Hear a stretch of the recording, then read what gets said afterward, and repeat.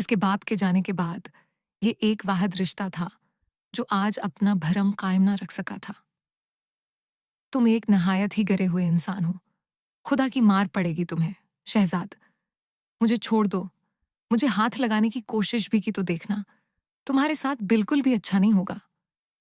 बहती हुई आंखों के साथ कहती हुई वो मजीद इसकी सिरसराते लम्स को महसूस करते हुए फटी हुई आवाज में गवया हुई थी। बस नहीं चल रहा था। सामने मौजूद जानवर का मना नोच ले जो इसकी इज्जत को तार तार करने पर तला हुआ था। फिलहाल तो अच्छा तुम्हारे साथ नहीं हो रहा। मेरा ज़र्फ है जो मैं तुमसे शादी करने के लिए मान गया हूँ, नहीं तो तुम्हारी इतनी औकात नहीं। तुम्हारी औकात तो सिर्फ और सिर्फ नौकर बनने की है, जो कि तुम बखूबी निभा रही हो।